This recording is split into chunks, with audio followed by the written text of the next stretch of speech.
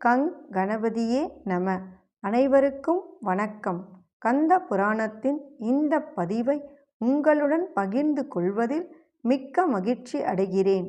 இச்சா சக்தியாகிய வள்ளியும் கிரியா சக்தியாக தெய்வானையும் விளங்க ஞானவேல் தாங்கி மயில் வாகனத்தில் வலம் வரும் முருகப் பெருமானை நம் மன வாகனத்தில் ஏற்றி வைப்போம். 16 பேறுகளையும் தன் 12 கைகளாலும் வாரி வழங்குவான் நம் வடிவேலன். கந்த புராணம் 4 யுத்த காண்டம். அதில் 33 மாயாதேவி கூறிய மலை.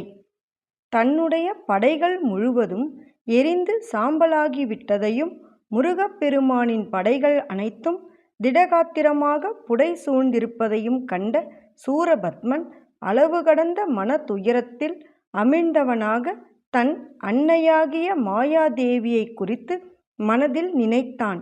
அப்போது அவன் எதிரே மாயாதேவியானவள் விரைந்து வந்து நின்றவுடன் அவளை நோக்கி சூரன், அம்மா, இதோ இங்கே எரிந்து சாம்பலாகி இருக்கும் அசுர வீரர்கள் அனைவரையும் தாங்கள்தான் உயிரூட்டி கொடுக்க வேண்டும் என்று வேண்டிக் கொண்டான். உடனே மாயாதேவி தன் மைந்தனை நோக்கி, மகனே, சிவஸ்ரூபியாகிய சண்முகரை நீ கேவலமாகவும் சாதாரணமாகவும் நினைத்து விட்டாய்.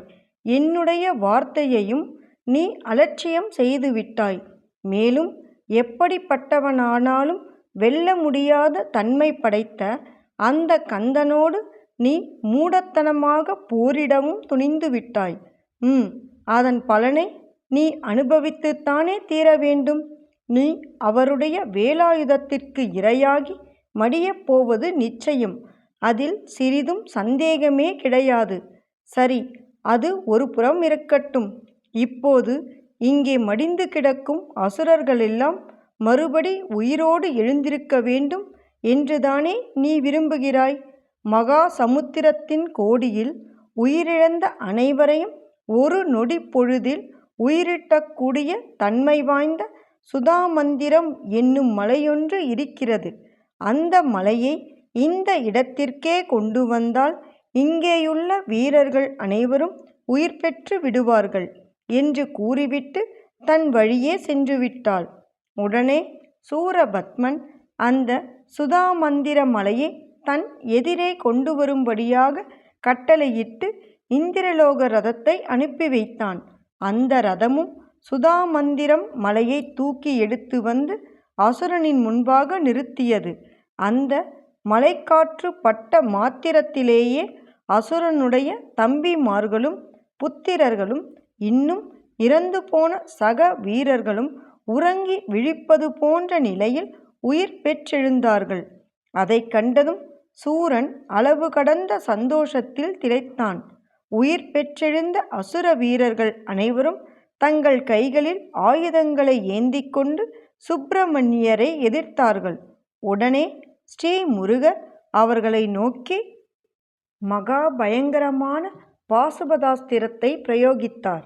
அந்த அஸ்திரமானது பிரம்மாண்டமான சமுத்திரங்கள், அக்னிகள் மற்றும் ஏராளமான கோரத்தன்மை வாய்ந்த அஸ்திரங்கள் ஆகியவைகளை நாலாபுறங்களிலும் கக்கிக் கொண்டு அசுரர்களின் அஸ்திரங்களையெல்லாம் சிதறடித்த வண்ணம் ஏக காலத்தில் சகல அசுரர்களையும் கொன்றுவிட்டது. பிறகு அது சுதாமந்திர மலையையும் தூள் தூளாக்கிவிட்டு சுப்பிரமணியரின் கரத்திலேயே வந்து அடைக்கலமாகிவிட்டது. அப்போது யுத்த களத்தில் சூரபத்மன் ஒருவன் மட்டும்தான் மிஞ்சியிருந்தான். அவன் கோபாவேசத்தோடு இந்திரலோக ரதத்தை நோக்கி, ரதமே, இங்குள்ள வீரர்களையும் பூதர்களையும் இன்னும் மற்றுமுள்ளோரையும் விரைவில் அண்டகோளத்தில் கொண்டு போய் சேர்ப்பித்துவிட்டு நீயும் அங்கேயே தங்கியிரு என்று கட்டளையிட்டு அனுப்பி வைத்தான்.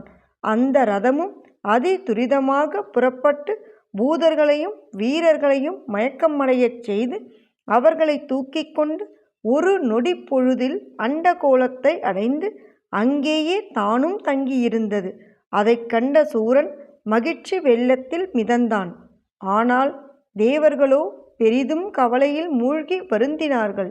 அப்போது செந்தில் குமாரன் ஏராளமான அஸ்திரங்களை பிரயோகித்தவுடன் அந்த அஸ்திரங்கள் அதிவேகமாக சென்று இந்திரலோக ரதத்திலிருந்த வீரர்கள் அனைவரையும் மூர்ச்சை தெளியச் செய்து ஒரு வினாடிக்குள் அந்த ரதத்தோடு அவர்களை ஷண்முகரின் முன்னிலையில் கொண்டு வந்து சேர்ப்பித்து விட்டது. ரதத்திலிருந்து கீழே இறங்கிய வீரர்கள் அனைவரும் பக்தி பெருக்கோடு முருகப்பெருமானை வணங்கி துதித்தார்கள். அப்போது முருகர் அந்த ரதத்தை நோக்கி, ஏ ரதமே, நீ மறுபடி சூரனுடைய பக்கமே போய்விடாதே, இங்கேயே தங்கியிரு என்று கட்டளையிட்டுவிட்டு சூரனை தன் விழிகளால் உற்று நோக்கினார். உடனே சூரபத்மன் அளவு கடந்த கோபத்தோடு முருகனின் மீது கணக்கில்லாத பாணங்களை வர்ஷித்தான். முருகரும் அவன் மீது 1000 பாணங்களை பொழிந்து அவனுடைய வில்லையும் துண்டித்தார். உடனே சூரன் அப்பெருமானின் மீது சூலாயுதத்தை பிரயோகித்தான். அந்த சூலமோ பயங்கரமான அக்னிகள், விஷங்கள், வஜ்ராயுதங்கள், கொடூரமான பூதங்கள், மிக பெரிய ஆயுதங்கள் முதலான ஏராளமான ஆயுதங்களை சிதறியடித்து கொண்டு அதி துரிதமாக முருகரின் முன்னிலையில் வந்தது. அப்போது அவர் கூர்மையான கோடி பாணங்களை அந்த சூலாயுதத்தின் மீது பொழிந்தார்.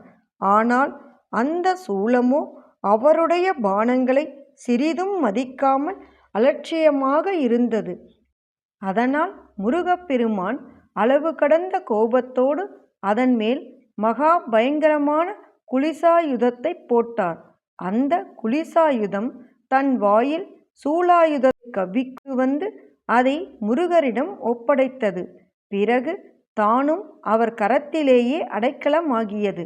அதை கண்ட தேவர்கள் அனைவரும் அளவு கடந்த மகிழ்ச்சி அடைந்தவர்களாக, தயாநிதியே, அந்த கொடிய அசுரனான சூரபத்மனை கொன்று எங்களையெல்லாம் காத்தருள வேண்டும் என்று வேண்டிக் கொண்டார்கள். உடனே முருகப்பெருமான் 2000 பாணங்களை அசுரனுடைய சிங்க வாகனத்தின் மீது துரிதமாக பொழிந்து தள்ளி அந்த மிருகத்தை கொன்றார். அப்போது சூரபத்மன் சட்டென்று தன் உருவத்தை ஒரு கோரமான சக்கரவாக பட்சியாக உருமாற்றிக்கொண்டு வானவெளியை நோக்கி உயரே பறந்து சென்றான். ஓம் சரவண பவ. எண்ணிய பொருளை அருளச் செய்யும் கந்த புராணத்தை காதலுடன் இப்புவியில் படிப்போர், கேட்போர், நினைப்போர் யாவரும் பசு, பத்தினி, உறவினர், புத்திரன் ஆகிய அனைவரோடும் ஆனந்த வாழ்வை வாழ்ந்து இந்திரனைப் போல தலைமைத்துவமும் இன்பமும் மிக்க வாழ்வையும் வாழ்ந்து இறுதியில் பரமானந்த நிலையாகிய சிவபத பேரும் பெறுவர். வேலும் மயிலும் சேவலும் துணை. கந்த புராணத்தின் தொடர்ச்சியை தொடர்ந்து கேட்க நமது ஆர்கேஎன் காலம் சேனலை சப்ஸ்கிரைப் செய்து பெல் ஐகானையும் கிளிக் செய்யுங்க. இந்த பதிவினை நமது ஆன்மீக அன்பர்கள் அனைவருக்கும் மற்றும் புராணங்களை கேட்க விரும்புபவர்களுக்கும் ஷேர் செய்யுங்க. பிடித்திருந்தா மறக்காம லைக் பண்ணுங்க, கமெண்ட் பண்ணுங்க. தொடர்ந்து கேட்பவர்கள் அனைவருக்கும் எனது மனமார்ந்த நன்றி. நாளையும் வருவான் நமது வடிவேலன்.